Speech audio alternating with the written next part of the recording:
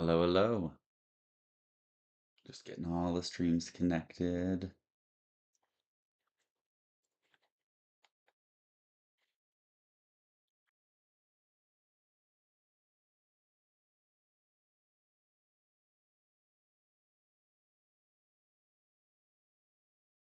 We should be live. Happy Halloween, everyone. I'm Kevin Peterson with Kevin E. Peterson Real Estate, here to just talk about real estate, talk about what's on your mind, have an Ask Me Anything session. Pop in any questions you have in any of the chats. You can also text me. There's sometimes a little bit of a delay with the streaming, but I will see your question and get to it. Let's see, we got some chats. There we go. Streaming software has this new chat app. Let's see how well this works. It says it's open, but I can't see it anywhere. So I don't know how helpful that is.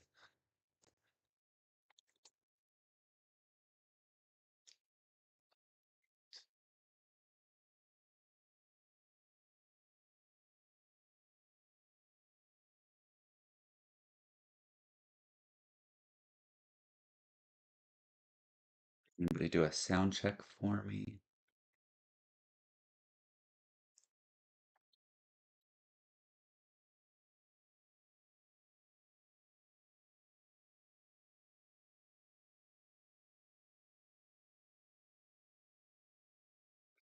Let's see.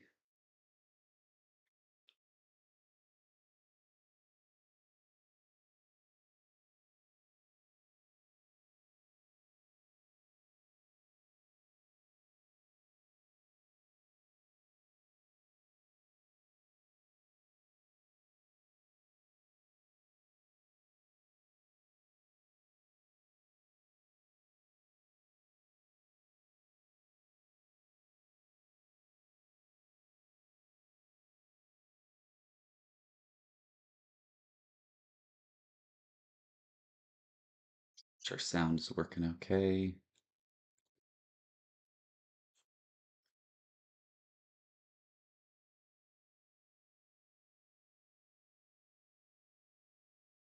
See if we can test it on the phone. Sure, sound's working okay. Yeah, I think it actually sounds pretty good there.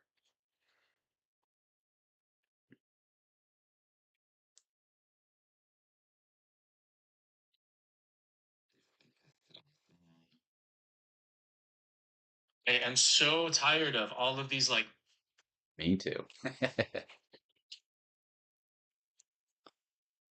thought it'd be fun to share a story today, um, or even a couple stories. I had a client, and kind of the theme I thought to put to this was like the offer that fell through, that it was a good thing.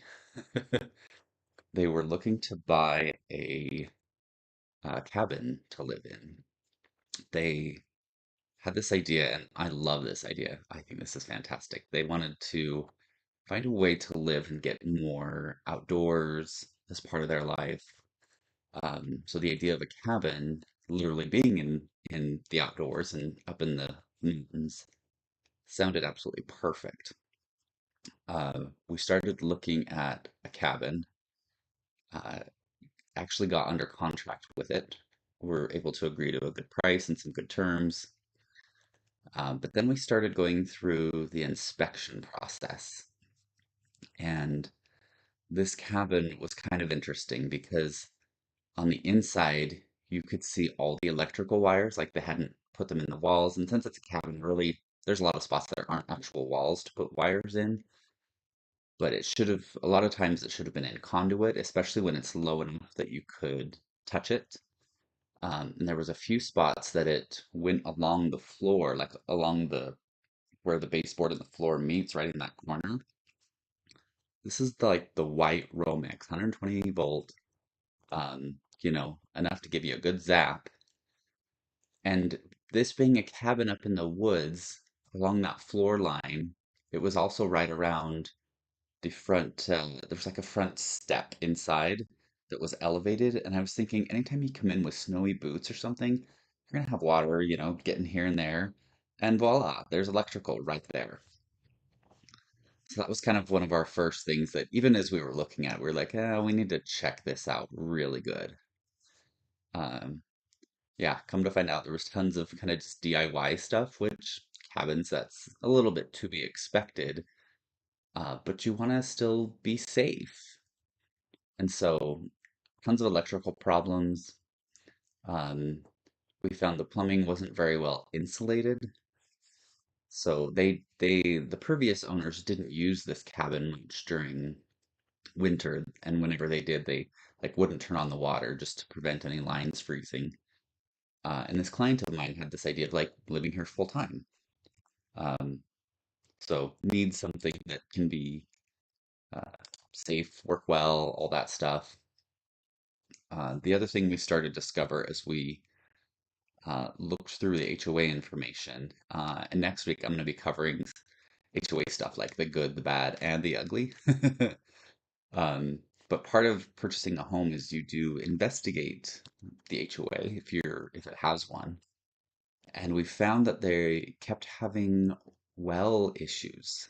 Um, like the water was contaminated. Um, it would shut off periodically. And so here my client's like, this is a little scary because you don't know one day if you're drinking contaminated water or not. Just do they have to put in a big water filtration system in their cabin that's only 900 square feet? Um, and then part of plumbing, similarly, you have to insulate all that. Uh, the other part about that that's a little scary was the problems that they were having at an HOA level means that if they had to pursue any repairs, get any fines, any violations, any of that cost would roll back to all the members of the HOA.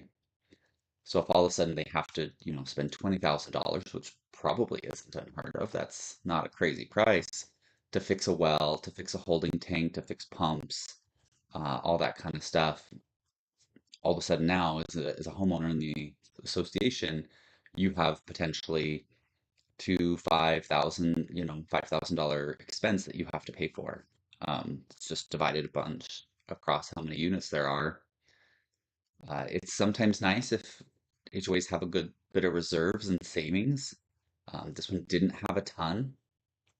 That's the other kind of fun part of HOA stuff is looking at all the financials, seeing if you can figure out uh, if they do a ton of those, you know, s- in my opinion, silly fines when your weed is too tall, or not 420 weed, your weed growing in your yard is too tall, um, or you didn't park the perfect place or something. It kind of helps you identify, is this HOA full of Karens? Is this somewhere I want to live? Yeah, kind of interesting. Um, says we're not streaming on Facebook. I wonder why. Let's see if we can fix that while we're talking through.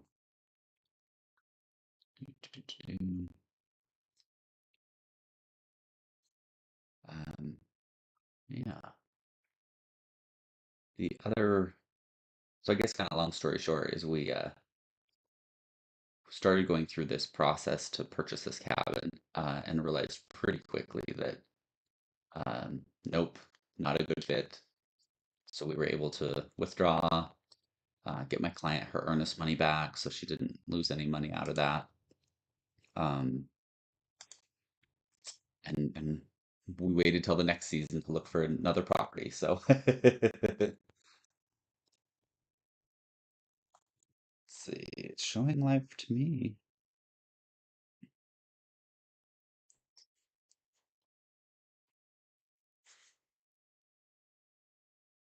Let's see. I'm curious what your favorite type of property or house is. Personally, I'm a single family home lover, and I like to be a little bit away from the city, but close enough to a freeway to be able to get into the city pretty quick. I know some people love that kind of like hustle and bustle of being downtown. I love when I go to New York, kind of feeling that like violent jolt of the city. I One of my favorite movies was called The Hours, and I think it quotes Virginia Woolf in one of her writings. She talks about the violent jolt of the downtown city and the hustle and bustle and all that kind of stuff. Um, so exciting, but for me, after like a week in New York, I think to myself like I haven't touched real dirt or like stepped on real grass or like kind of connected with the earth. That's kind of a little bit more for me. So I'm like, I need flower beds. I need a yard. I need a little bit of space. I can't just live in a concrete jungle all the time. Um, but it's exciting at the same time. So for me, I love that balance. But my home becomes more of a zen place for me to relax and be quiet, have quiet space. I don't want to hear sirens all night, like in downtown, potential high rise or apartment something. Um, and right now I'm in West Jordan, and I would even love to be further west somewhere that maybe like my property was an acre, so I had more space between my neighbors. Some of the neighborhoods in this area, you can literally stand and like touch both houses doing this. Mine is a little bit wider than that. Um, like on the one side, I've got RV parking, a big row of trees, and then the neighbor has RV parking, and then it's their garage. So probably 100, 150 feet or so between neighbors. Um, I would love even more.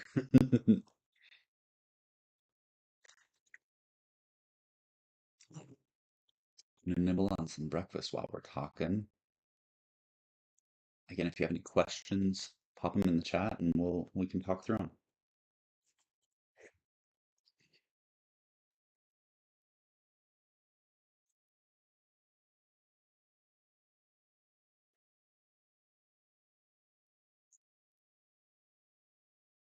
Doing better.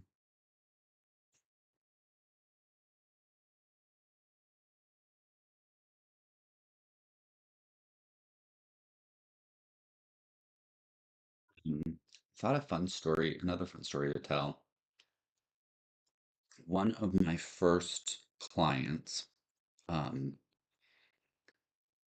they decided they wanted to buy a home, and they had a current home they were planning to rent it out.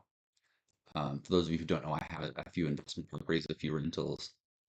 So they were like, "Hey, Kevin, how do you do this? How do we make this work?"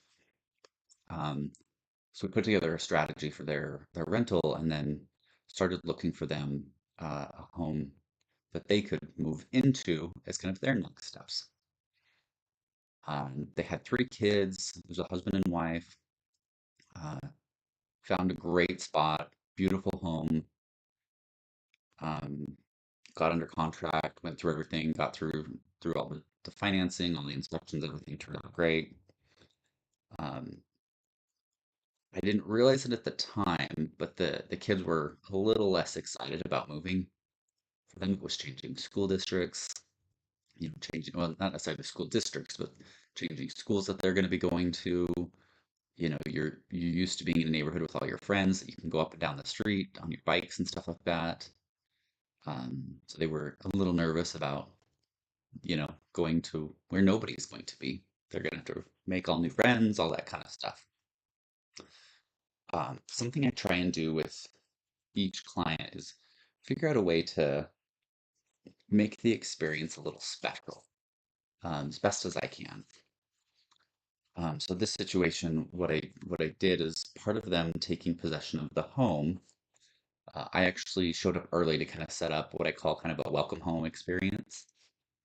So on each of their kids' doors for their bedrooms, I had some like little banners made, like those on a string with the different letters that a lot of times people will have them say like happy birthday and they'll hang them on the wall. I did each one with their kids' names, put it on their door, and then a couple of them had some like LED string lights that I was able to wrap around it too. And then I added a couple custom pieces that weren't letters. That one was like a soccer ball because he plays soccer and some cleats. One was a big time gamer, so I found like a you know N64 remote control image that I was able to attach to it. A few things like that. Um, the parents had a couple names, so I did that their couple name on their door. They were also super excited about um, the primary bathroom having this like huge tub, a huge shower, and they had never. I don't think they had ever used shower bombs before. Like bath bombs, but there's similar stuff for showers. You set them on the floor and they effervescent and make the shower experience amazing. So I got them a kind of welcome basket with bath bombs, shower bombs, and bath salt, and had that in the primary bathroom for them. And then they were planning on moving right away and having a few kids and having family coming and help.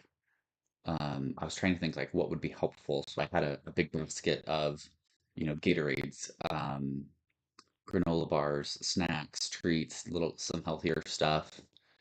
So that way as they're moving, they've got snacks to keep their energy up, keep going. Uh, Obviously in the moment when they all saw it, they loved it and they were like, "Oh my gosh, this is incredible! Thank you for making this so special, so welcoming." You know, this now feels like our home. But they texted me a couple weeks later, and they said, with the kids not being super excited about coming to the home, you putting their names on their door on the doors made all the difference in the world. Now they're super excited about the house. It made it so special. Whereas just moving in and here's the keys, here's your house, okay, bye. I try and look for things like that that can really, make it special and memorable. And for them, it definitely worked. Their kids are super excited about the area. They've come to really love the home. Yeah, super excited stuff like that. Those type of experiences are what give me like the personal satisfaction in working in real estate and helping folks. Um, it's not just about numbers, it's not just about commission, it's not any of that. It's truly making a difference in people's lives. Um, One of the other ways I do that, I had a couple folks that I was at lunch with the other day, is I send like birthday cards. Like some here that I'm working on. Um, the actual mailed birthday cards. And anymore, it's rare that we actually get physical mail. Everything comes in email. And this couple that I was sitting down with, they were like, "We look forward to like your birthday card every time you send it every year. I'll sometimes send like anniversary cards, different things like that." And they're like, "It is so exciting to actually get physical mail and have a fun message in there, and to maintain that connection." Things like that I think are just so special and make the world of difference. Yeah.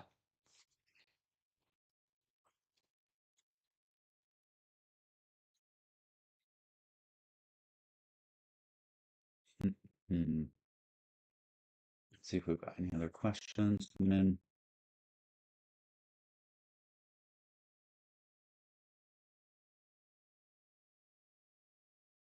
That's a good question. So, question is, um, why is housing so expensive?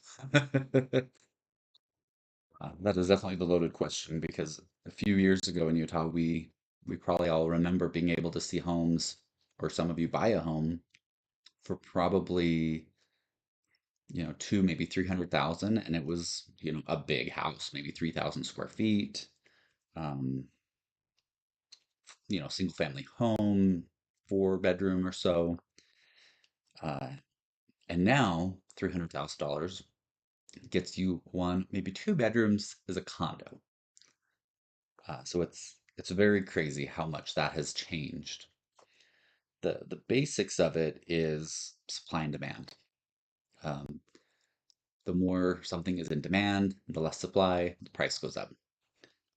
Um, there's a lot of analysis happening across the entire country that is pointing out that builders essentially can't keep up with demand, building enough homes. Even we see townhomes everywhere, packing those in to get the most number of units as possible. Sure, it also helps with getting more profit. They literally can't keep up. Um, Utah's in a unique situation too, where we are limited on geography. We have mountains on the east side that we have houses up on the mountain. Can't really go much higher safely. On the west side of the valley, we are building at the base of the Oakers already.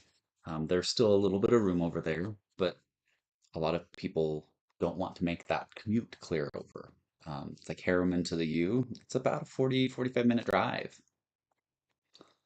Um, so yeah, we are running into a situation where there's going to not be enough space soon as well. Um, there are tons of ways to still make housing affordable. How much you're paying for rent today usually translates to within a range a mortgage payment. Um, Sometimes you have a killer deal of like I pay $900 for a couple bedroom basement apartment kind of thing. Yeah, that's a still killer deal. Um, the risk with renting though is landlords can change those prices at any time. They can kick you out.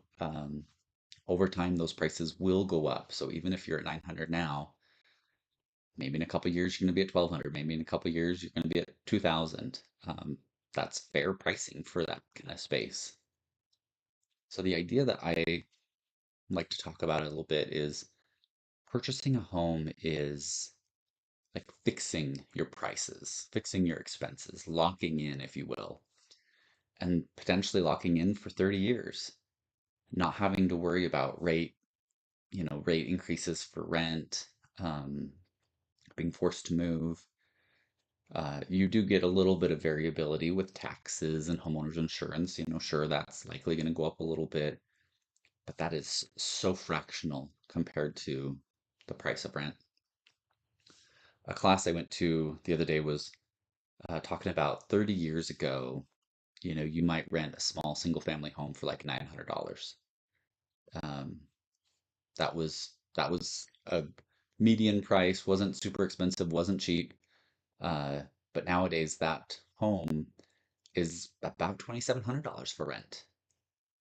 So you've doubled, almost tripled how much you're paying in rent over 30 years. So, 10 years you're about doubling, or at least adding that rent amount again. If you would have purchased, you would still be at that like $1,200 payment. And likely after 30 years, you'd have had it paid off and you wouldn't even have a housing mortgage payment anymore. So I try and think about, sure, right now it may be a little cheaper. And there's always the balance of interest rates. Some people try to ride the market. Um, sure, you may get a little bit of savings here and there by trying to do that, but ultimately the name of the game is time in the market, not timing the market. So as getting in as soon as you can, it's kind of that idea of it's never a bad time to own real estate. Um, but it can be a bad time to rent. Let's see, vitamins, all the good stuff. Let's see, any other questions?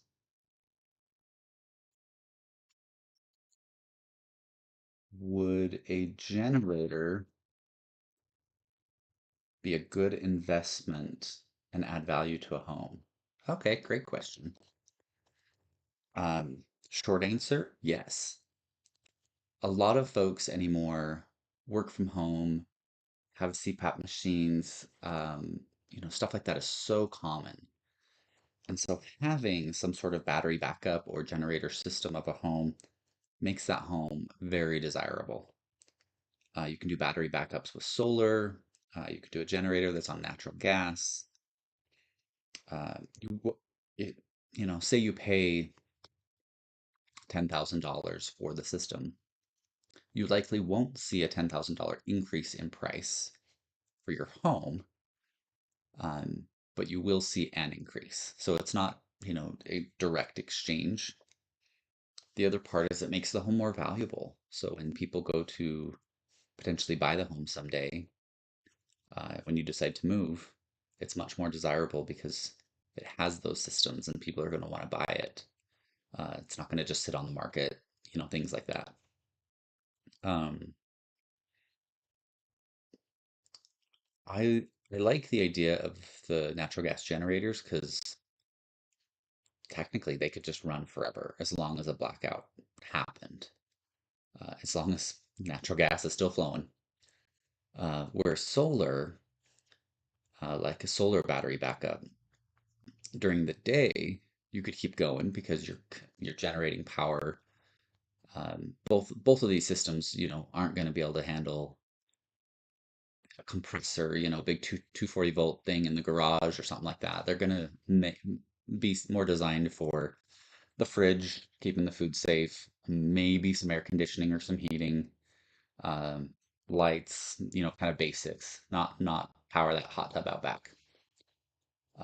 But a battery backup for solar, you get limited on how much battery capacity you have.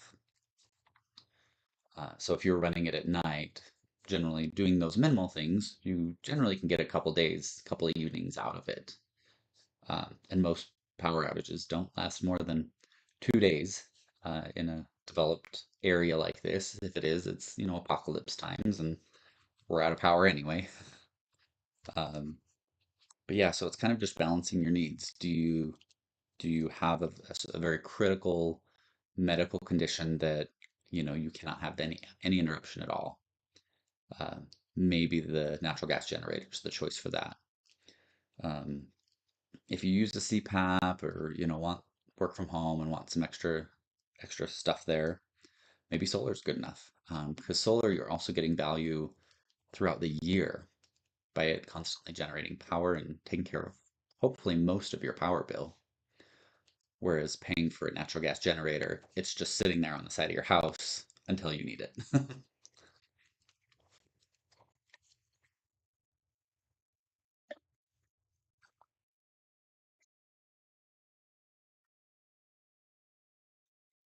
Something I actually do to help with short power outages is my Wi-Fi system and my like modem or fiber, whatever you use. I have those on one of those UPC backups, so it is a battery system, but that equipment pulls such little power that whenever we do have a power outage, if we're working from home, we can keep working. We just may not have all our screens. We'll have just the laptop, but the Wi-Fi's still going. Um, we still have connectivity that way. So I really like that. Those backups are like maybe 150 bucks. The batteries in them, I just actually had to replace it because I didn't keep up on checking it. So when the power went out, the battery was dead and we didn't have Wi-Fi. Um, but the new battery I think was like 60, 70 bucks every 5 years. So it's really not a very expensive investment. And especially working from home, as a lot of us do, just that peace of mind of being able to connect, maybe streaming something on your phone, whatever you need. That's well worth it.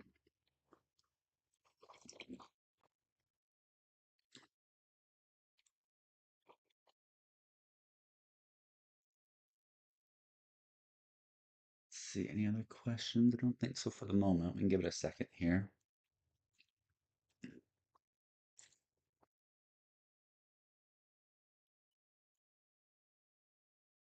Keep nibbling on breakfast.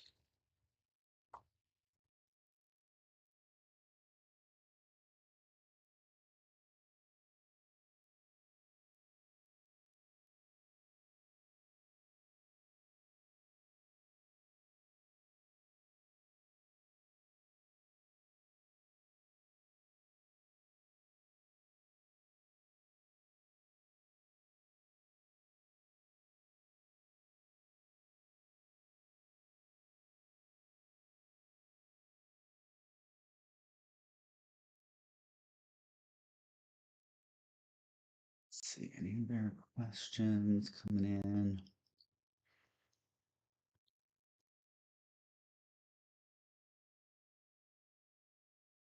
Following back on the HOA piece. Would I live in an HOA? Personally, no. It's not for me. Um, a big part of homeownership for me is being in control of my space, my property, my home. If I want to paint my door blue, I want to paint my door blue. Um, if I want to xeriscape my yard, I want to do that. I, as a defiant grown up, don't want others telling me what I can and can't do. Of course, I have to abide by city ordinances. That's part of picking a city to live in. Uh, but those rules are pretty locked in and don't change much, if at all. Whereas an HOA, you could have 1 week to the next new rules. Um, again, like Karens or Chads, whatever you want to call them, that just have nothing better to do than to nitpick. Um, that drives me nuts. And my front yard looks nice.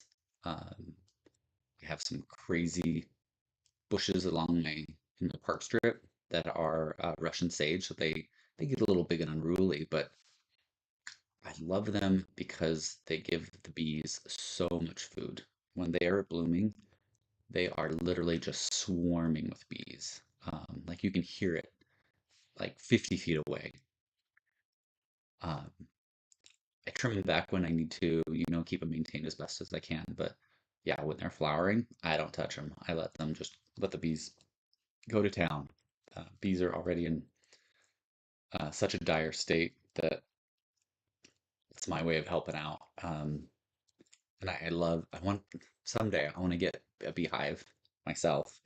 Um, not quite ready. Need to learn a little bit more. But things like that, I would potentially get a fine for something like that. If 1 week you're sick and don't mow the lawn, and you get a fine because your grass is taller than 5 inches. Um, that type of life just isn't for me. There's enough to worry about in life that I don't need to worry about all those little things too. Um, the contrary, some people love that. Some people want to live in a perfectly manicured space. They want control of unsightly things that neighbors might do. I also went to auto school, so I've had a couple times that, maybe changing my brakes of my car in the driveway and find that they sent the wrong part. So I have to leave my car on blocks in my driveway for a couple days. Um, you know, life happens. And I want that flexibility, but I know other people don't, and they don't want that image. They want that perfect, pristine neighborhood. And that's perfect. No judgment at all. You just have to match what you want and what you're comfortable with.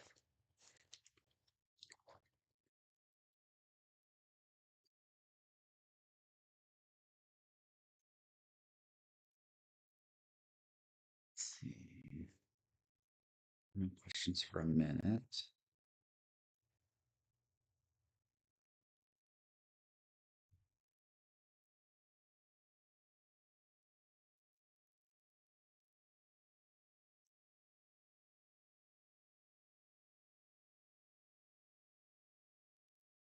Let's see what birthday cards we need to select.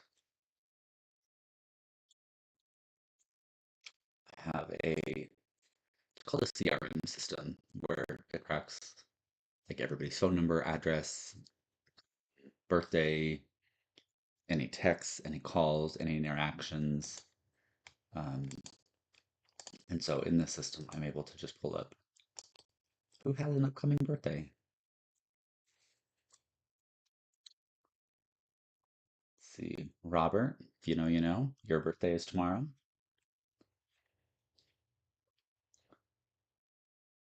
I think I dropped your card in the mail yesterday, so keep an eye for that.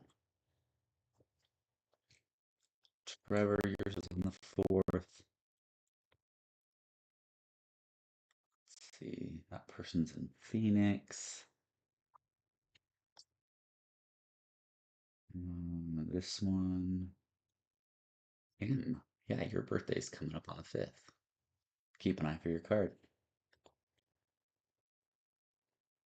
Let's see. One, two, three. Let's see. I have a couple already written. Let me see who I've got. Ah, okay.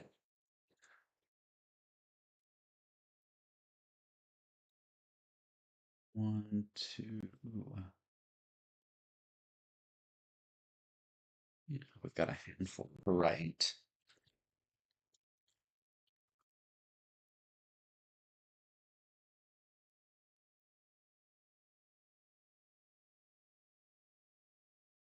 This is a good question. What's the worst or nastiest home I've ever been in? Luckily, it was a few years back. This, it seemed like there was a bunch of families or extended family living together in a home, and it was tight quarters. Like the home was probably 1,400 square feet, and there was probably at least like 6 to 8 folks in there. So it's a little snug. But in addition to 6 and 8 folks, I think they had 3 dogs. Problem was they didn't clean up after their dogs inside. So there were dog droppings like all over throughout the home. Um, and this was like a lower income neighborhood, so like there were beds on the floor, and like your bed is literally within 5 feet of dog poop. What like I know everybody lives differently. There's different levels of cleanliness and organization and minimalist and all that. Um, that one I had a really hard time with. Again, no judgment. Everybody's got different life situations. Like sometimes they can only do what they can do. Um, but it was heartbreaking, and it was pretty gross to see the image I remember the most that I have burnt into my brain. Is how doors have that swing when they are on the hinges that they open and close. So I think the dog had like pooped right outside the door, and then when they opened the door, it smeared that poop in that circle curve shape. And again, they just never cleaned it up. And I just have that image of poop smeared in a curve shape on. It was pretty much like a polar bear color fleece carpet. Like it was a really light color, so it was very obvious. Um, yeah, when I got out of that home, I don't think I did, but I contemplated just throwing my shoes away. Um, that was pretty rough, and it's sad to see people living in those conditions. I don't think there was any mental health concerns or anything like that, so I, you know, understand that there are those different situations. I seemingly from the outside, it seemed like it was just people didn't care. I don't know if laziness or whatever it may be. But yeah, tough to see. 'Cause I think there was a couple younger kids too, and I was just like, this is a health issue. Like people can get sick from this kind of stuff. Yeah.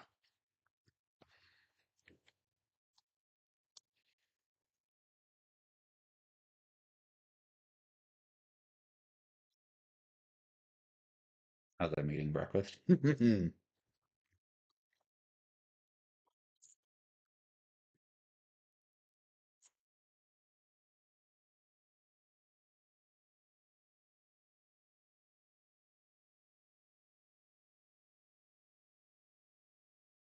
Oh yeah. Hey, Kathy, your birthday's coming up. Jim, Amy,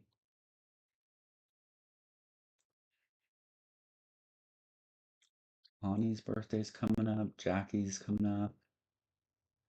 Got some cards to write today. See if we have any upcoming anniversaries or anything.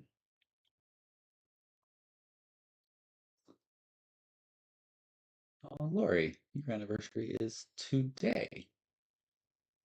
I'll have to shoot you a message.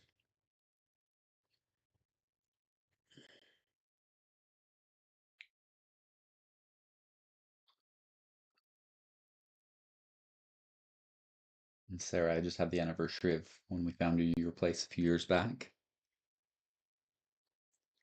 Let's see. Lori, the anniversary.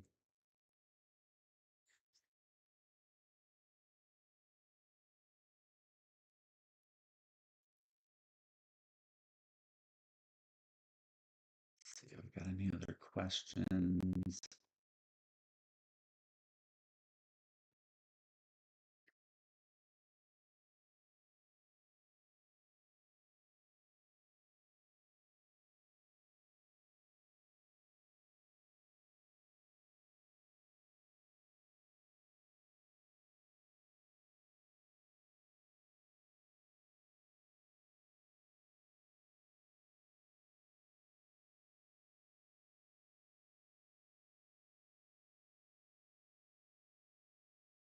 Let's see this question. Okay.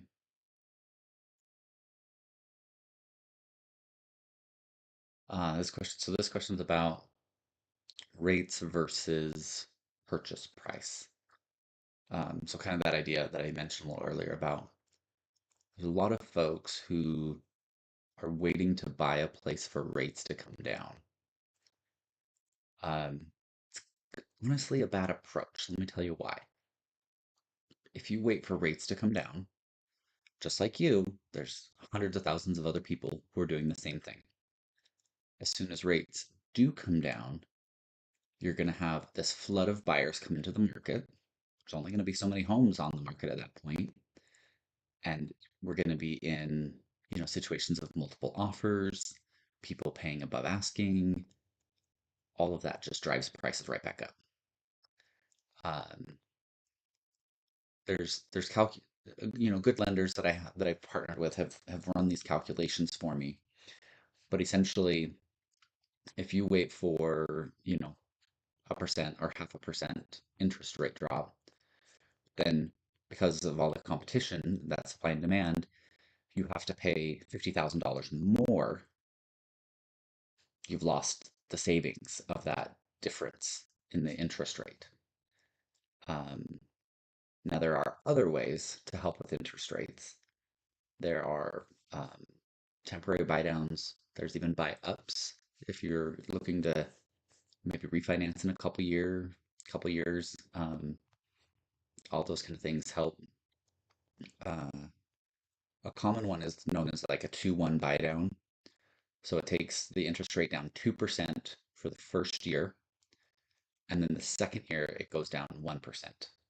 So it allows you to get in the home and have essentially 2 years of lower payments that's all prepaid, all taken care of with closing, that you kind of slowly build up to your flat purchase or your flat payment, and then that continues on for the remainder of your term.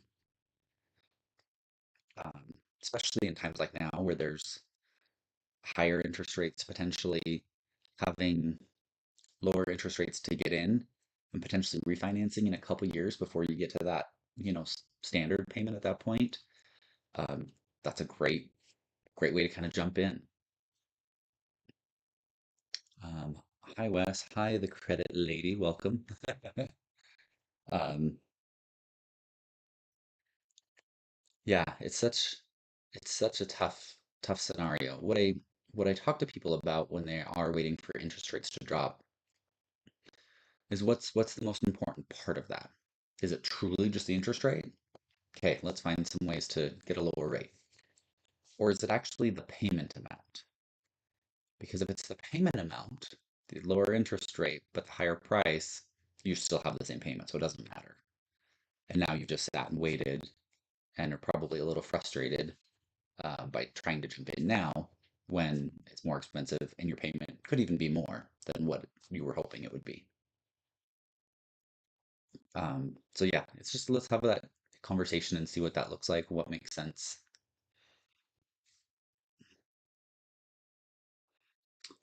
Let's see. I do see a couple other questions. When you're helping somebody buy a home, what's the common complaint they have as they tour homes? What's their biggest wish list item beyond the basics? So more the number of bedrooms or bathrooms, that kind of stuff. It's it's so funny because we all want to buy a home to kind of make it our own space. A lot of people have these fantasies or these ideas about painting a wall and like maybe adding different trim or replacing the doors. If you're that type of person, you're actually in a like smaller group than you may realize. So many folks when they come into a home, they don't have that inspiration. They don't have that vision in their mind. They literally just see what they see and they're saying, "Is this what I want? Is this where I would live? Yes or no?" So the most common complaint I see are things like a home not being super clean, a home not being well maintained and tidied up, um, lots of different colors, you know. A lot of people love a simple, well maintained, clean home uh, that they could literally just move into, that kind of idea of move in ready. That I find sells the most homes. I had a client earlier this year that I helped sell a couple, um, and night and day difference when I started helping them working on it.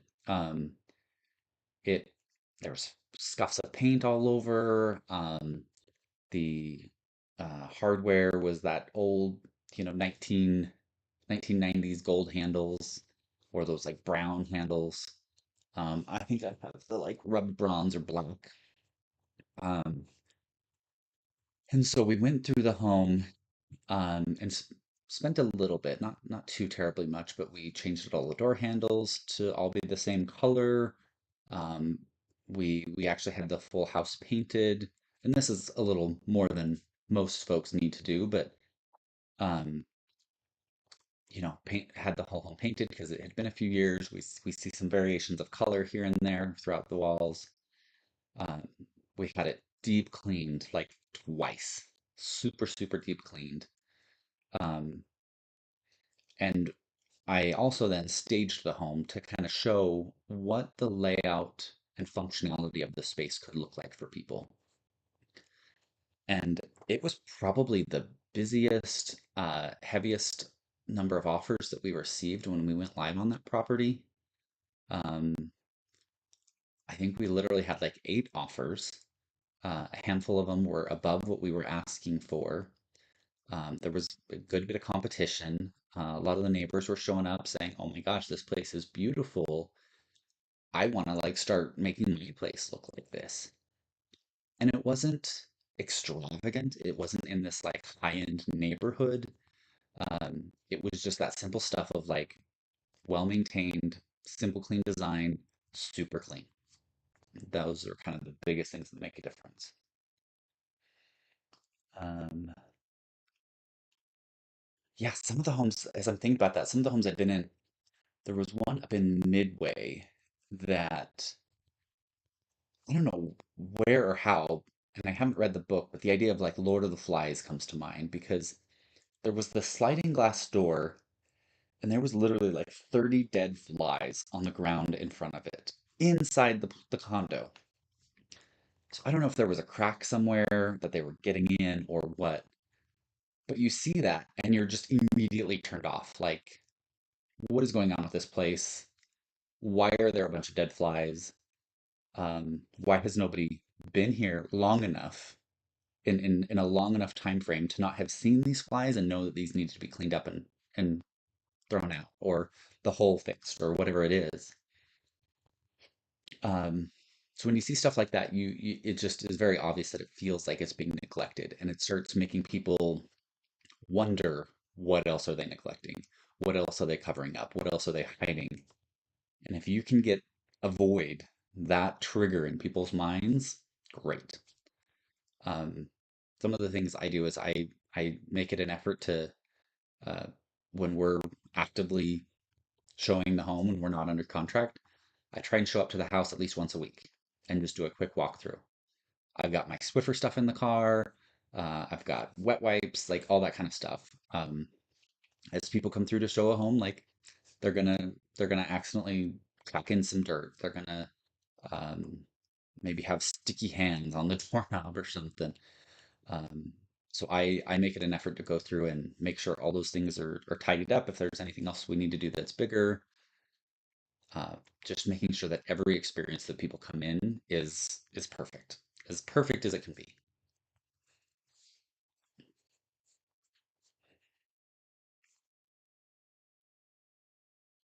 Let's see, any other questions folks got? Let's see what we got here.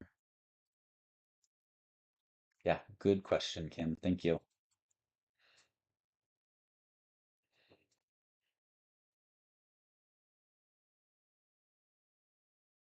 We talked earlier too about generators and how generators or battery backups add value to a home. The biggest items that do add value to a home, bathrooms and kitchens.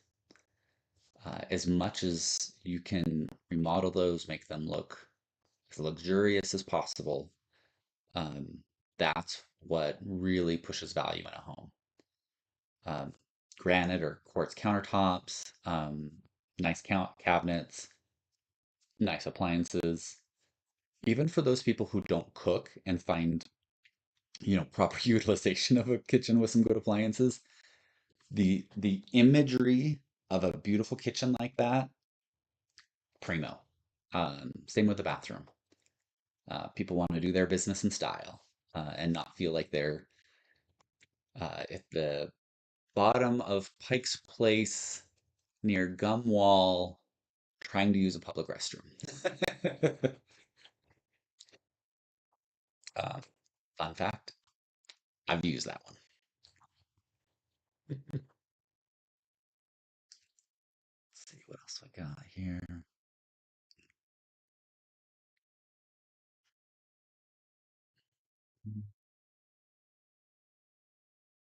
Chat's open on all the different windows, that's why I have to look around all the different screens.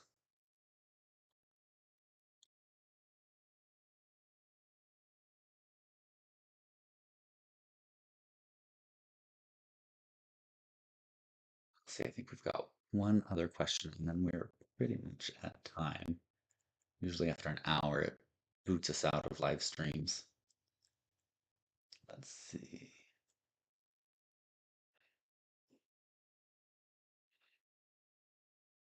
Bathrooms. Talking about bathrooms. The idea of a tub versus just a shower. So the way your bathrooms are identified in real estate is a full bath has sink, toilet, bathtub shower combo type thing.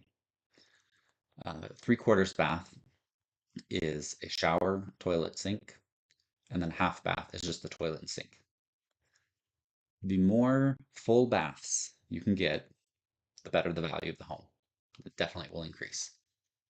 Um, Now there is points of diminishing returns. If you have three bathrooms in the house, they don't all need to both be full baths. Um, at least one, maybe two. A lot of folks these days, what I find, don't take baths. A lot of people just are on the go, so they want to shower, be on their way. And especially, I had somebody ask me about kind of an elderly situation where they wanted to like remodel the bathroom for their mother because getting in and out over that edge of the tub is starting to get a little difficult as she's getting a little older. And the home already has a full bath. It has two bathrooms, so it has a full bath, I think downstairs, and then upstairs, it would be a three-quarters bath if she were to take off the tub and make just a shower. Um, Honestly, that's great. At least having the one, that's perfect. Uh, so many people will find that desirable. Again, make it nice, make it a spa-like experience. Um, it doesn't take much to really make it a spa-like experience. It's just kind of a matter of selecting colors, selecting styles. Um, but changing that full-size bath, taking the tub out, putting a shower in, especially for their situation, they're going to be there probably near the till near the end of their life, having that comfort. But then someday when they do decide to sell, it is still going to be desirable because you've got the shower and full size bath. Your value is going to be maintained. You're really not going to lose any value there.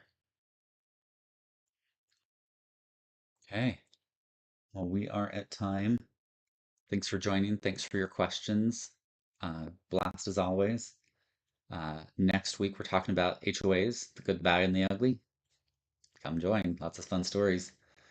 Uh, Tuesday, 5 to 6, and Friday, 9 to 10 again. Um, yep, both days. All right. See you next week. Take care.